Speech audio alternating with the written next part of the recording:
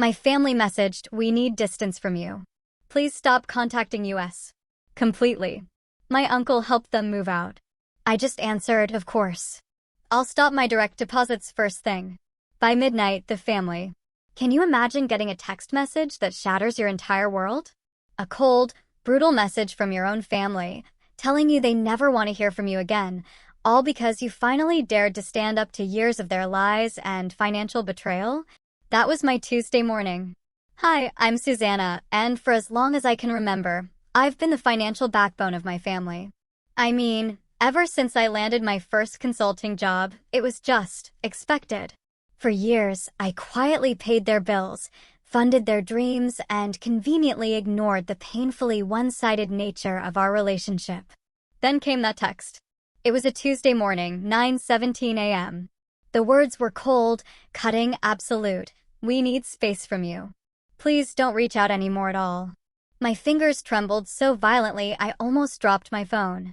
My throat tightened with each word, a sickening knot forming in my stomach. Had it really come to this? After everything? I grew up in a typical middle-class suburb of Chicago, in a house that, from the outside, looked utterly perfect. But inside, it was a constant, nail-biting teeter-totter on the brink of financial collapse. From an early age, I somehow just got numbers.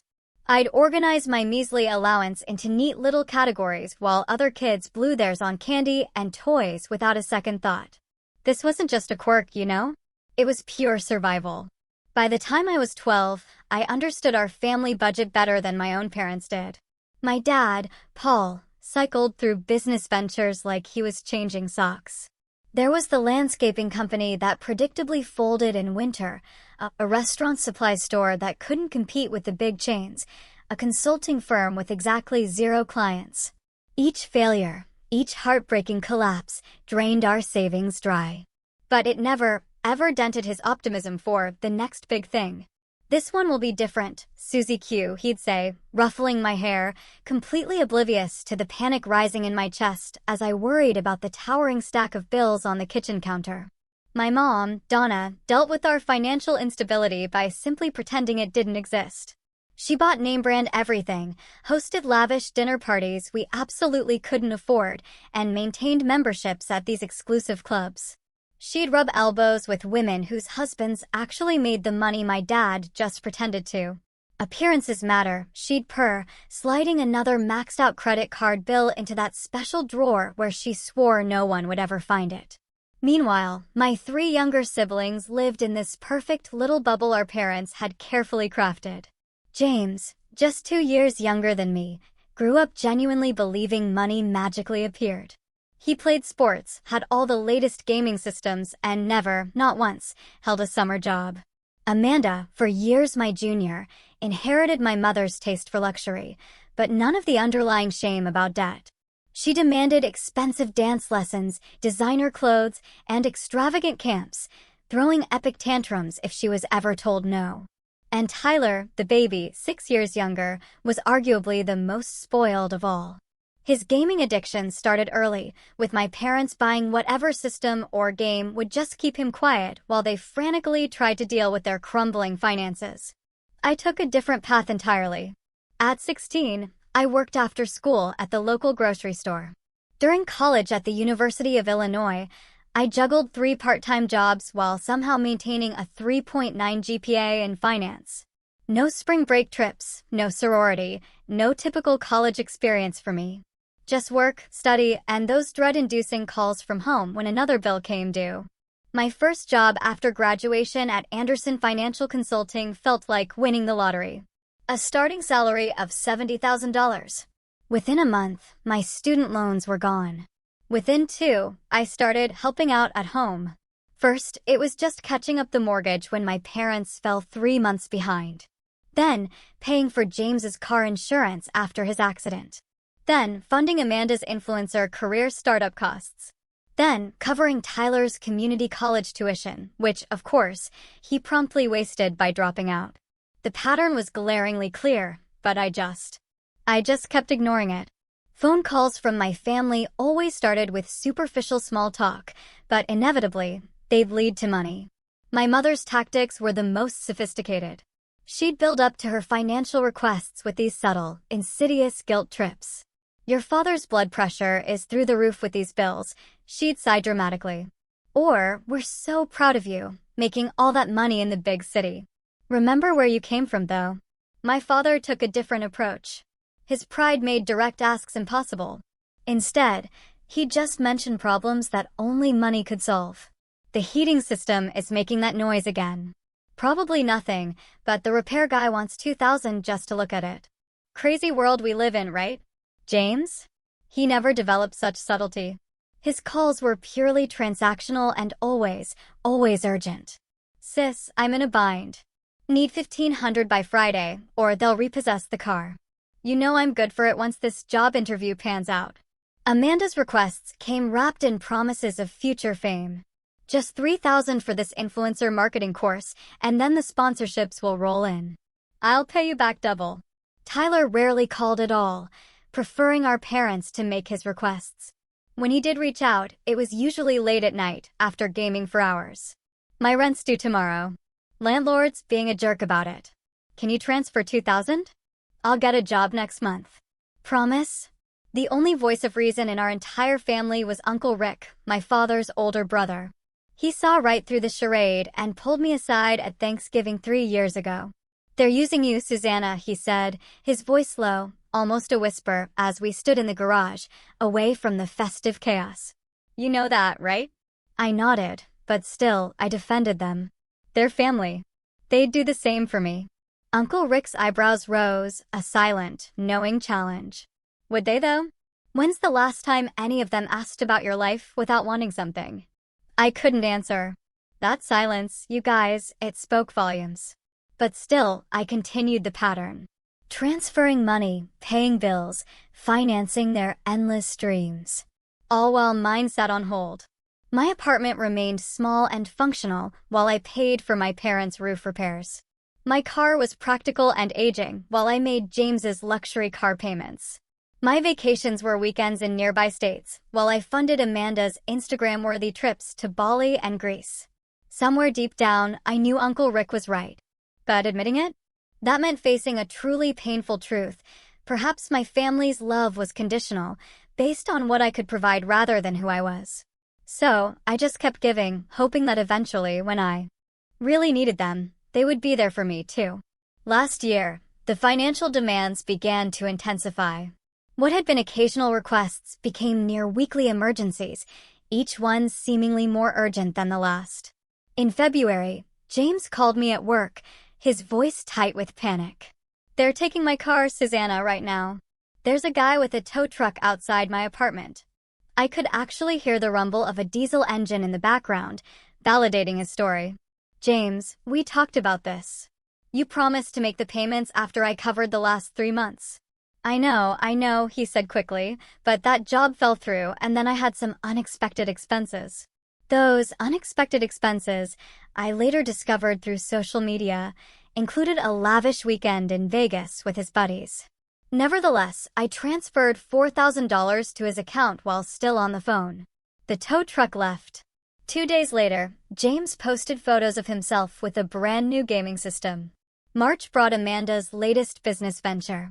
After her attempt at becoming a travel influencer fizzled, despite the expensive trips I funded, she decided her true calling was in beauty products. It's only $10,000 to become a distributor, she explained over lunch, sliding a glossy brochure across the table. The products sell themselves, and the commission structure is amazing. I could be making 6 figures in 6 months. I recognized the pyramid scheme immediately. But Amanda wouldn't hear it. You just don't believe in me, she accused, tears welling in her expertly made-up eyes. Everyone else in this family supports my dreams except you. The irony was painful, truly. I was the only one actually funding her dreams, while the rest of the family offered nothing but empty verbal encouragement. Still, I compromised and gave her $5,000, half of what she asked for. She took it without thanks and didn't speak to me for 3 weeks. April was Tyler's gaming equipment emergency. His computer couldn't handle the latest releases, and he needed $3,000 for upgrades. When I suggested he get a job to pay for his hobby, my mother called to intervene. He's going through a tough time right now, she explained, as though his 5-year tough time was just a temporary phase. This gaming thing could become a career. People make money streaming these days. I gently pointed out that successful streamers worked incredibly hard, a concept Tyler seemed allergic to. This observation was met with frosty silence, followed by my father calling to express disappointment in my lack of support for your brother's passion. May brought the home repairs, starting with what seemed reasonable, $6,000 for a leaking roof. But somehow, once contractors were involved, additional problems kept being discovered. The $6,000 became $10,000, then $15,000, then $20,000. Each time, I received apologetic calls about unexpected issues that needed immediate attention. During a visit home in June, I noticed something odd. While the exterior repairs seemed minimal for the cost, my mother had a brand new living room set, and my father was sporting an expensive watch. When I cautiously asked about these purchases, my mother became instantly defensive. We're not children, Susanna. We don't need to justify every penny to you. The explanation made absolutely no sense, but challenging it further would only create tension. Instead, I tried a different approach at the family dinner that Sunday. I offered to help everyone create financial plans, set budgets, to work toward independence. I'm happy to help, I said carefully, but I think we need a long-term solution. I found some great financial planning tools we could all use. The temperature in the room seemed to drop 10 degrees. My mother pushed food around her plate. My father cleared his throat repeatedly. My siblings suddenly became utterly fascinated with their phones. Are you saying you won't help us anymore? My mother finally asked, her voice small and wounded. Not at all. I backpedaled quickly. I just thought it might be good for everyone to have more control over their finances. We're doing just fine, my father said, firmly ending the discussion. Later, while helping clean up, I overheard Amanda and my mother in the pantry. She's becoming so controlling, Amanda whispered. It's like because she has money, she thinks she can tell us all what to do. She's always been that way, my mother replied. Miss Perfect with her budgets and her savings accounts. She doesn't understand that not everyone thinks about money all the time like she does. I stood frozen, dish towel in hand, their words cutting deeper than they could know. Was that how they saw me? Not as generous or supportive, but controlling? Not as responsible, but obsessed with money? Despite this revelation, I continued helping through the summer and fall. But my questions became more pointed, my transfers more delayed. As I wrestled with what was becoming sickeningly obvious, I was enabling destructive patterns, not helping my family thrive. The true breaking point came in December. I received a call from a collection agency about a loan in default, one I had never taken out. After several confusing conversations, I discovered the truth. My parents had applied for a $30,000 loan 6 months earlier, using my information as a guarantor, without my knowledge or consent. And, of course, they had made no payments on it. When confronted, they acted as though it was a simple misunderstanding. We thought you knew, my father said dismissively. We mentioned needing a loan for the house repairs, and you said you'd help. This was just easier than transferring money back and forth. You forged my signature, I said, my voice shaking with a fury I barely recognized. That's fraud. Don't be so dramatic, my mother interjected, rolling her eyes. We're family. It's not like we're strangers using your information. That night, I lay awake, a lifetime of patterns suddenly crystal clear. The collection call wasn't a mistake or a one-time lapse in judgment. It was the inevitable escalation of years of financial exploitation, cleverly disguised as family need. The text arrived at 9:17 a.m. on a Tuesday morning.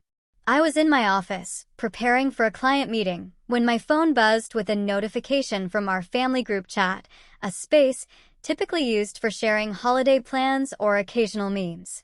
We need space from you. Please don't reach out anymore at all. The message came from my mother's number, but it was clearly meant to represent the entire family. No emojis to soften it, no explanation to contextualize it. Just 13 words that effectively excommunicated me from my own family. I stared at my phone, certain I had misread it. My hands began to shake as I read it again, then a third time. Each word seemed to grow larger on the screen, consuming my vision until nothing else existed. Susanna, are you okay? My assistant, Marissa, stood in my doorway, concern etched across her face. You look like you've seen a ghost. I'm fine, I managed, though my voice sounded distant and hollow, even to my own ears. Just need a minute. When she left, I called my mother. Immediately. The call went straight to voicemail. I tried again, same result.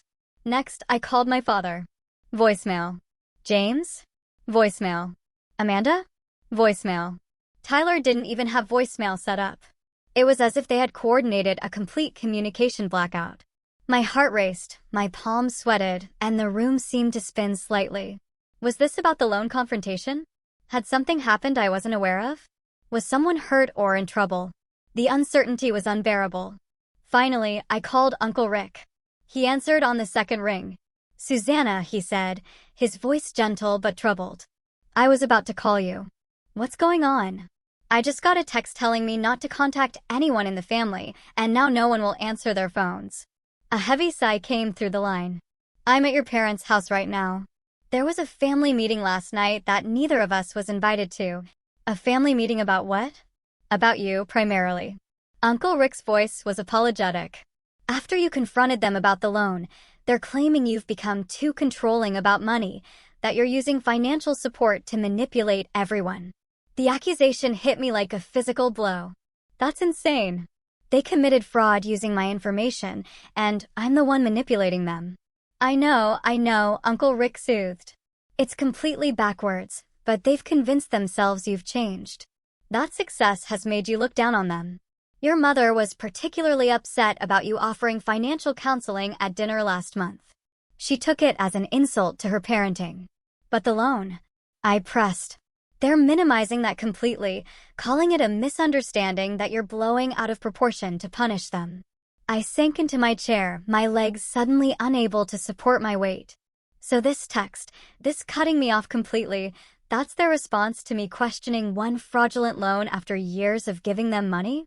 It's worse than that, Uncle Rick admitted reluctantly. They're planning to ride out this arrangement until, and I quote, she realizes what she's lost and apologizes. Apologizes, the word came out as a whisper. They're expecting you'll come crawling back once you realize family is more important than money. They seem to believe you need them more than they need you. I closed my eyes, memories flooding in. Birthdays when my gifts were always cash, but I received nothing in return. Holidays where I traveled to them, but they never visited me. Achievements they acknowledged only briefly before steering conversations back to their needs. Do they realize I've given them over $175,000 in the past 5 years? I asked, the number having recently crystallized during a depressing review of my finances. Uncle Rick's whistle was low and long. I knew it was a lot, but not that much. And no, I don't think they conceptualize it that way. In their minds, that's just what family does for each other. Though the support only seemed to flow in one direction. After hanging up with Uncle Rick, I canceled my meetings for the day, claiming illness. It wasn't far from the truth. I felt physically sick, my stomach churning with a toxic mixture of hurt, anger, and profound disbelief. Back in my apartment that evening, I found myself scrolling through old family photos, searching for clues I might have missed. There we were at James's graduation, my proud smile as I stood next to him, knowing I had paid for the tuition that made that moment possible. Amanda's 21st birthday, where I had not only funded the lavish party, but also flown in to celebrate despite having an important presentation the next day. My parents' 30th anniversary, where I had surprised them with a weekend getaway they had mentioned wanting. In each photo, I searched their faces for genuine affection, for any indication that I was valued beyond what my bank account could provide. The evidence was thin at best. Around midnight, after hours of this painful archaeology through family history, I found myself sobbing on my kitchen floor, an empty wine glass next to me. The pain was physical, a crushing weight on my chest that made breathing difficult. The ultimate betrayal wasn't the loan, or even the text, but the agonizing realization that perhaps I had never been loved for myself, only for what I could provide. I fell asleep there on the cold tile, emotionally exhausted, my phone clutched in my hand, just in case anyone from my family called to say it had all been a terrible mistake. No one did. The next morning, I arrived at work puffy and disoriented. I had changed clothes and applied makeup, but no cosmetic could hide the devastation written across my features. I made it through one client call before breaking down in the women's restroom. Lisa, a coworker I knew casually, found me there, trying to muffle my sobs in a paper towel. "Susanna," she asked gently, approaching slowly, as one might a wounded animal. "Can I help?" Something about her kindness, offered without expectation of return, broke the dam completely. Between hiccuping sobs, I told her everything.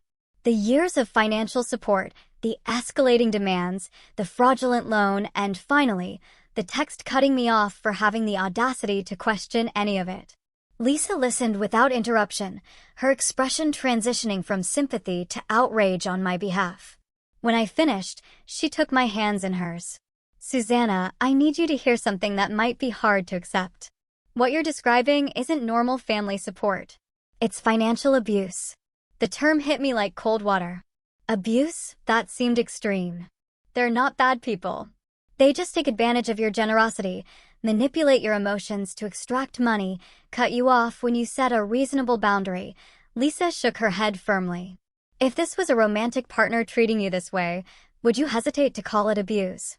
She had a point, but accepting it meant reframing my entire family narrative. Something far too painful to process in a company bathroom. Lisa seemed to sense this and shifted approaches. My sister went through something similar with her ex. She found this therapist who specializes in financial abuse. "Let me give you her number, just for a consultation, if nothing else." That afternoon, I called Dr. Taylor's office and was surprised to get an appointment for the following day, a cancellation, fortuitously timed. Walking into her warm, minimalist office, I felt both terrified and relieved to finally speak these truths aloud to a professional. Dr. Taylor listened intently as I recounted the same story I had told Lisa, occasionally asking clarifying questions, but mostly allowing me to unspool the tangled history of my family's financial dependence. When I finished, she didn't immediately offer reassurance or validation as Lisa had. Instead, she asked a question that changed everything. "Do you have documentation of how much you've provided to your family over the years?" I nodded. "I keep detailed financial records. It's part of my job. Would you be willing to calculate the exact amount as homework before our next session? Every loan, every bill payment, every gift with a monetary value." The assignment seemed strange, but I agreed. That evening, I pulled out bank statements, credit card records, and my personal financial tracking spreadsheets. I created a new document titled Family Financial Support and began cataloging every transaction. Small amounts like dinner checks and birthday gifts I lumped together as estimates. But every major transfer, bill payment, and loan was recorded meticulously with dates and amounts.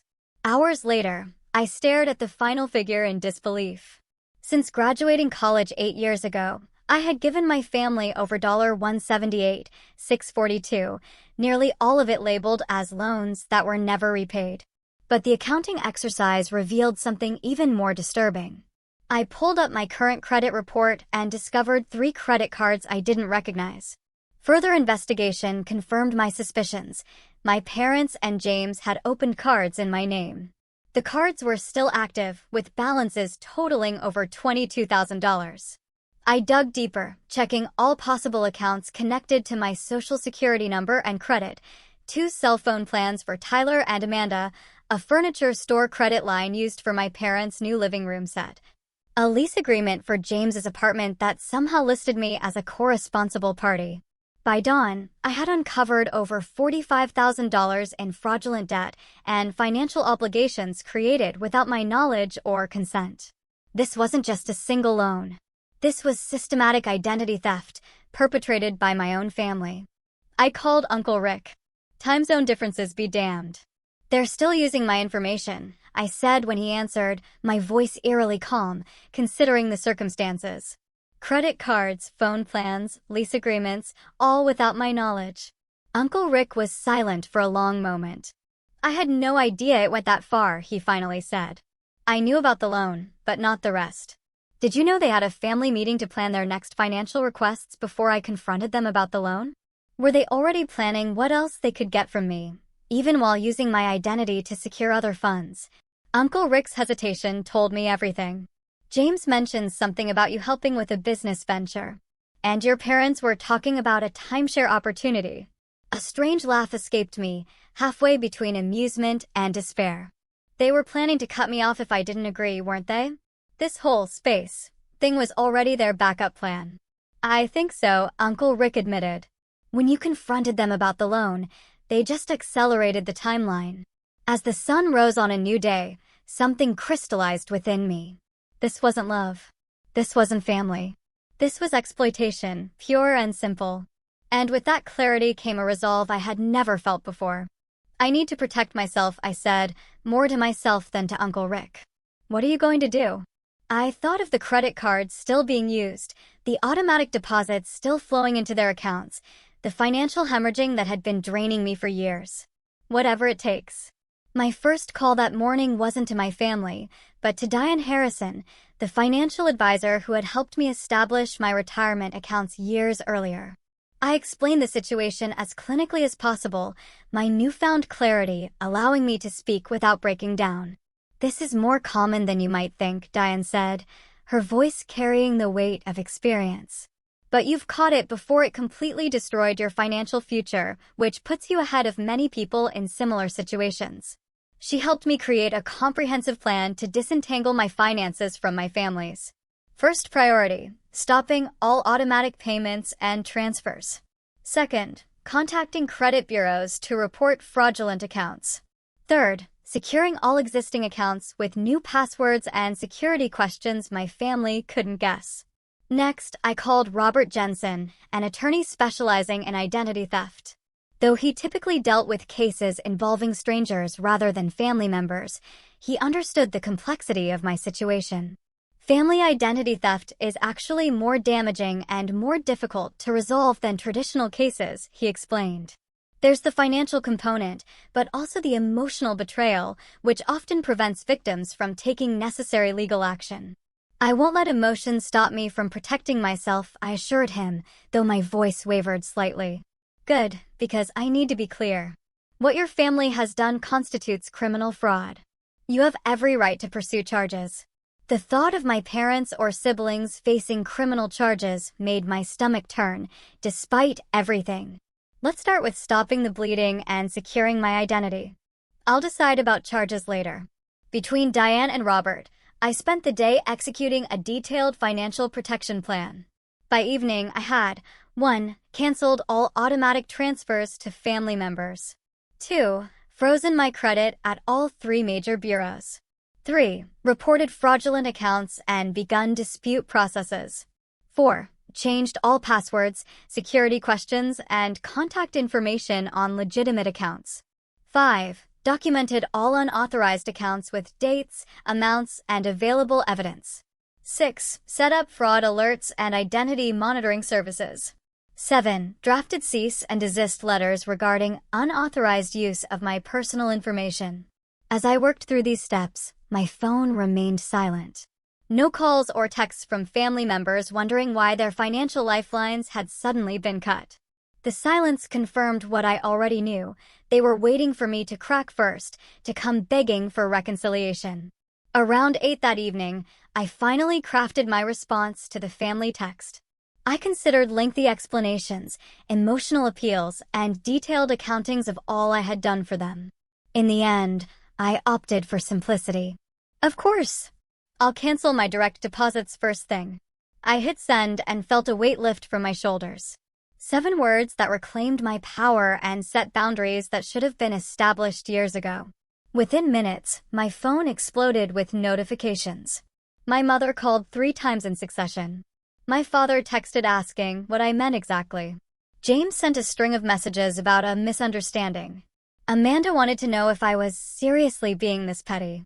Tyler, typically the least communicative, sent a single text, "What about my phone bill?"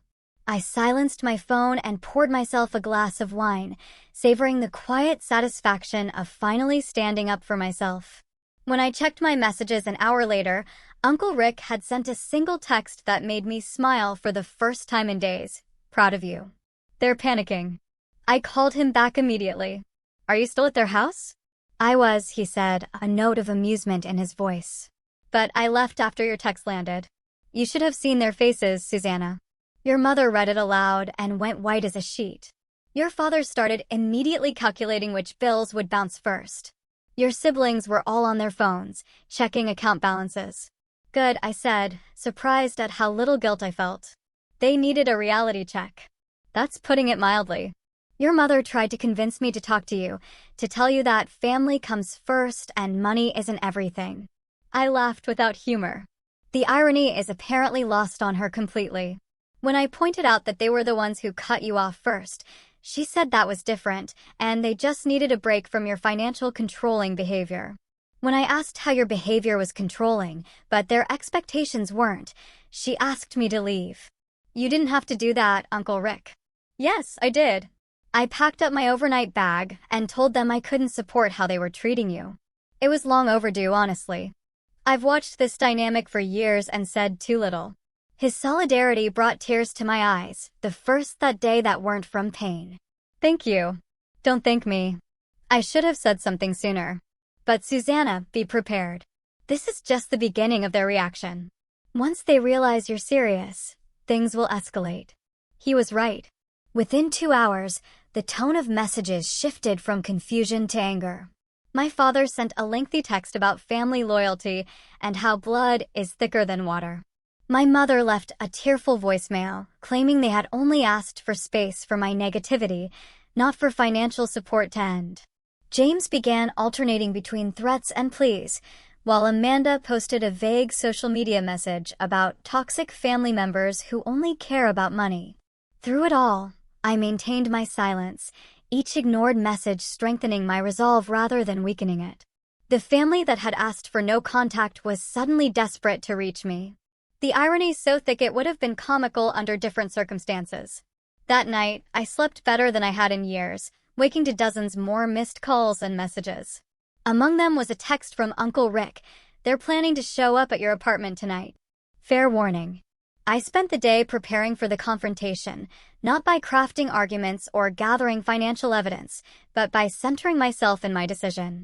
I cleaned my apartment, bought fresh flowers, ordered my favorite takeout, and created a space that reflected my new commitment to self-respect. When the doorbell rang at 7:30 that evening, I was ready. By midnight, my family was in complete crisis mode. The confrontation at my apartment door had not gone as they expected. My mother arrived first, armed with tears and guilt, followed shortly by my father and James.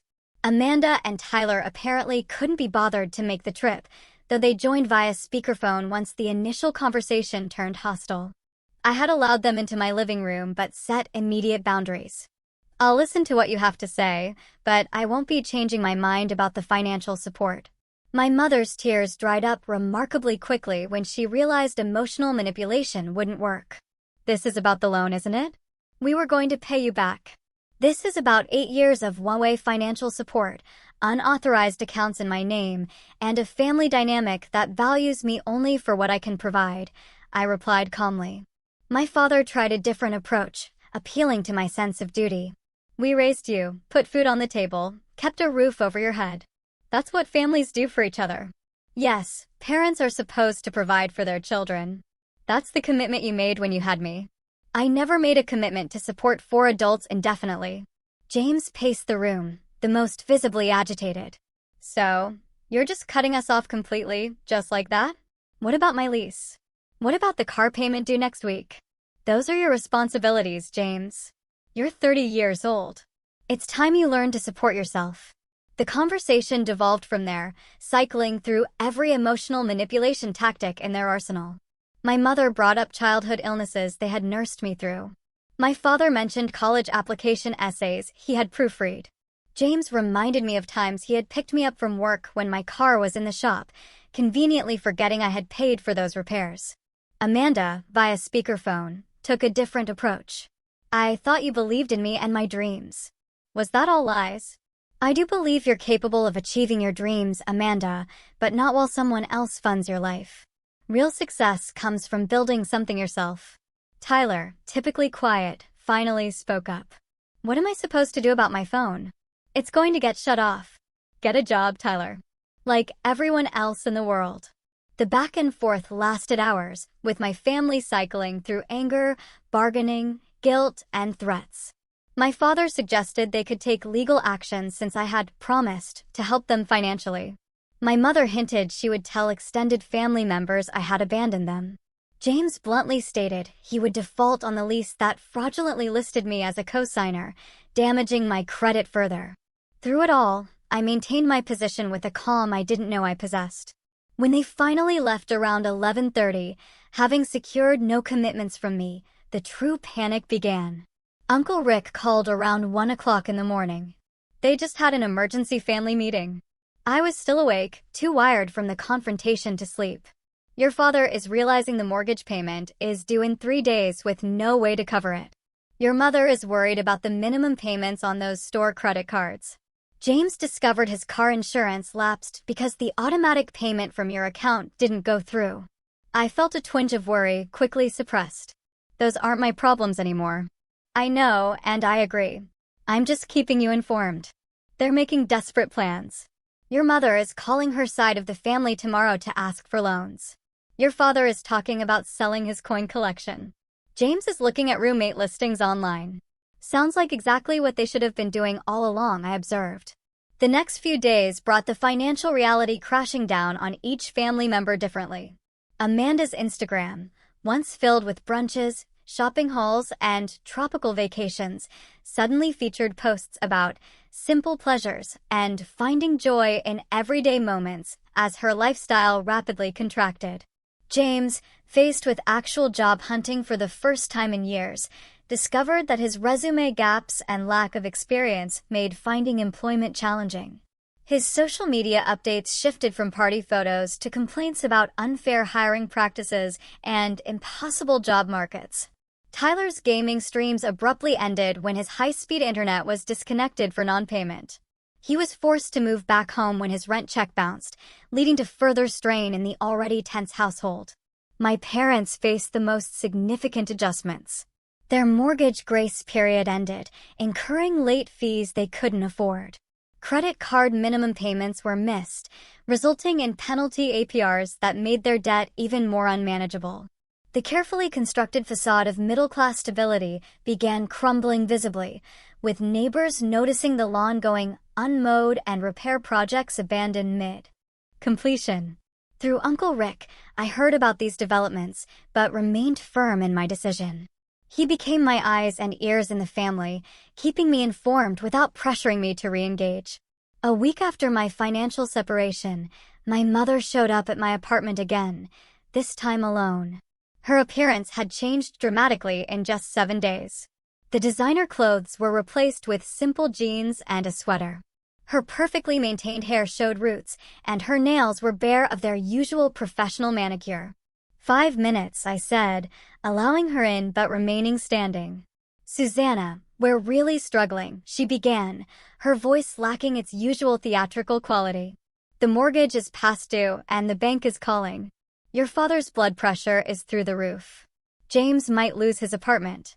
I understand this is difficult, I said evenly. But these are natural consequences of financial decisions you've all made over many years. We're family, she said, as if those 2 words explained and excused everything. Family doesn't commit fraud against each other. Family doesn't value money over relationship. Family doesn't cut someone off for setting reasonable boundaries. Her expression hardened. So this is punishment. You're teaching us a lesson. No, Mom.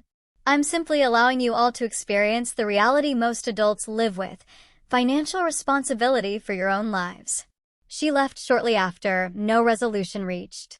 But something had shifted. The desperate panic was evolving into reluctant acceptance that the situation had permanently changed. My father called the next day, his approach far more aggressive than my mother's had been. Your mother is devastated. Is that what you wanted? To hurt her? To hurt all of us? What I wanted was a healthy relationship with my family that wasn't based on financial exploitation, I replied, keeping my voice calm despite my racing heart. Nobody exploited you. We asked for help, and you gave it. Nobody forced you. Did I consent to the credit cards opened in my name? The loan using my information as guarantor? The cell phone plans? The lease agreement? His momentary silence acknowledged what he wouldn't say aloud. We were desperate. And now you're experiencing the consequences of that desperation without using me as a safety net. That's all. After my father's call came more family attempts at reconciliation, all with strings attached. James suggested we talk things through over dinner, but let slip that he needed help with an urgent car situation. Amanda proposed a sister day that somehow included stopping by a store where she had her eye on a business investment piece. Even Tyler reached out, his message transparently mentioning his gaming equipment had been pawned by our father to cover bills. Through it all, I maintained my boundaries with increasing confidence. Uncle Rick reported that a family meeting had been called specifically to develop a strategy for getting me to forgive and forget. They recruited extended family members to reach out, thinking I might respond differently to aunts, uncles, and cousins less directly involved in the financial exploitation. Most relatives took my family's side, initially having heard only their version of events. But a few, like cousin Jennifer, reached out with more nuanced perspectives. They did the same thing to me, she confided during a coffee meetup. Not to the same extent, but after I got my nursing degree, suddenly everyone needed loans for emergencies. It took me 2 years of therapy to stop feeling guilty for saying no. These conversations reinforced that I wasn't alone, wasn't overreacting, and wasn't wrong to protect myself. Each day of maintained boundaries built my confidence and clarity further. The first week without contact became 2, then a month. I channeled my energy into healing, meeting with Dr. Taylor as my family's attempts to manipulate me back into the financial supporter role failed repeatedly. They were forced to find other solutions. Uncle Rick reported that James had finally taken a job at a local warehouse, far below his self-perceived worth, but steady employment nonetheless. Amanda had begun working as a receptionist, scaling back her influencer ambitions to weekend projects. Tyler had taken a retail position, his gaming relegated to evenings only. My parents faced the hardest adjustment, their decades of financial mismanagement requiring the most significant lifestyle changes. They began working with a credit counseling service, sold one of their cars, and dramatically downsized their spending habits. These changes weren't immediate transformations or Hollywood-worthy redemption stories. They were reluctant, often resentful, adjustments to a new reality where actions had consequences and financial adulthood could no longer be outsourced to their daughter. And through it all, I discovered something surprising. I was happier, lighter, and more peaceful than I had been in years, despite the family turmoil. Without the constant drain on my finances and emotional energy, I began to flourish in ways I hadn't known were possible. 6 months after that life-changing text message, my world had transformed in ways I never could have predicted. The apartment I had kept small and functional to divert money to my family was now a 2-bedroom condo I had purchased myself, decorated exactly as I wanted. My savings account, once perpetually drained by family emergencies, now held a healthy reserve for actual emergencies. My investment portfolio, previously stunted by constant withdrawals, was growing steadily, securing my future rather than funding others' present wants. But the financial improvements paled in comparison to the emotional transformation. Through consistent work with Dr. Taylor, I had begun unraveling the complex web of codependency, guilt, and misplaced responsibility that had defined my family relationships. Financial codependency often mirrors addiction dynamics, Dr. Taylor explained during one particularly insightful session. You were the enabler, making it possible for your family to avoid the natural consequences of their choices. And like many enablers, you did it out of love, believing you were helping. I thought if I just gave enough, they would eventually become self-sufficient, I admitted, or at least appreciate the sacrifices I was making. That's the enabler's hope. But enabling typically prevents growth rather than fostering it. By removing your financial support, you've actually given them something far more valuable, the opportunity to develop their own capabilities and resilience. This reframing helped ease the lingering guilt I felt, particularly during holidays or family birthdays I now celebrated from a distance. James has been at the warehouse job for 4 months now, Uncle Rick reported over dinner at my new place. Longest he's ever held employment. His supervisor actually mentioned potential for advancement if he stays another 6 months. Really? I couldn't hide my surprise. James had never shown such persistence. Necessity is a powerful motivator. He's also moved to a cheaper apartment with 2 roommates. Still complains about it constantly, but he's making it work. Amanda's journey showed similar progress. After 3 months as a receptionist, she had been recognized for her social media skills and given additional responsibilities, managing the company's online presence, a legitimate use of her interests that came with steady pay and benefits. Tyler had perhaps shown the most dramatic change, though from the lowest starting point. After 2 months at his retail job, he had enrolled in community college classes in computer science, attending evening courses after work. My parents' transformation was slower and less complete. They had downsized significantly, selling their house and moving to a 2-bedroom apartment. My father had taken a position as a sales associate at a hardware store, swallowing his pride to earn a steady paycheck for the first time in decades. My mother had started selling some of her craft projects online, generating modest income while adjusting to their new financial reality. None of these changes had come easily or without resentment. Through Uncle Rick, I heard about family gatherings where my name was still mentioned with mixtures of anger and hurt. I was still cast as the villain in their narrative, the daughter who had abandoned her family in their time of need. But beneath the resentment, respect was grudgingly growing as they witnessed each other developing capabilities they hadn't known they possessed. 3 months after the cutoff, I had begun building a new social circle independent of family obligations. Lisa from work had become a close friend, introducing me to her book club, where I met women with healthy boundaries and reciprocal relationships. I joined a hiking group that explored local trails on weekends, activities I had always wanted to pursue but never had time for when family emergencies consumed my weekends. I even began dating again, something that had been on indefinite hold while my emotional and financial resources were directed toward family. Michael, a landscape architect I met through the hiking group, showed me what a balanced relationship could look like, one where both parties contributed equally and respected each other's boundaries. 5 months after the cutoff, I received my first direct communication from a family member other than Uncle Rick. My mother sent a text that simply read, "The credit counselor has been helpful. Thank you for suggesting financial planning back then, even though we weren't ready to hear it." It wasn't an apology, but it was an acknowledgement, however small, that perhaps my perspective hadn't been entirely wrong. I responded with a simple, "I'm glad it's helping," neither overly warm nor completely cold. 6 months to the day after receiving that devastating group text, another message arrived from my mother. This one longer and more reflective. "I've been doing a lot of thinking about our relationship and how things developed over the years. I realize now that we came to depend on you in ways that weren't fair or healthy. I can't speak for everyone, but I want you to know that I miss you. Not your financial help, but you, my daughter. If you're ever open to talking, I would like that. On your terms." This message brought tears to my eyes. Not from pain, but from the recognition that perhaps healing was possible for my family, too.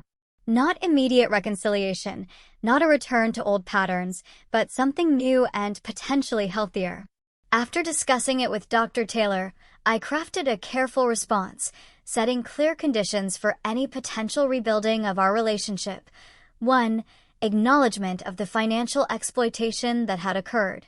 2. Concrete steps to address the fraudulent accounts still impacting my credit. 3. Commitment to financial independence going forward. And 4. Respect for my boundaries without guilt or manipulation. To my surprise, my mother agreed to all conditions, adding, "We have a long way to go, but I want to try." 2 weeks later, we met for coffee at a neutral location, our first face-to-face conversation without financial undercurrents in years. It was awkward, tense at moments, but also contained glimmers of a potential new relationship based on who we were rather than what I could provide. Similar tentative reconnections began with other family members. James thanked me for a job reference I had provided through a colleague, his gratitude seemingly genuine rather than a prelude to asking for money. Amanda shared news of her promotion without any hint of needing investment for side projects. Even Tyler sent a simple message about passing his first college courses. These weren't fairy tale reconciliations. Years of unhealthy patterns couldn't be undone in months. But they were steps towards something more balanced, more authentic, and ultimately, more loving than what had existed before. The most profound change, however, was within myself. I had discovered a strength I never knew I possessed, the ability to stand firm in my worth beyond what I could provide materially to others. I had learned that true generosity comes from choice, not obligation or manipulation. And perhaps most importantly, I had discovered that family who truly loves you wants your well-being, not just your wallet. The journey from financial enabler to empowered individual had been painful, but the freedom on the other side was worth every difficult moment. I now understood that sometimes the greatest love you can show family is allowing them to stand on their own. And the greatest love you can show yourself is believing you deserve better than exploitation disguised as love. Have you ever had to set incredibly difficult boundaries with family members who took advantage of your generosity? What would you have done in my place? Tell me what you think. I really want to know in the comments below.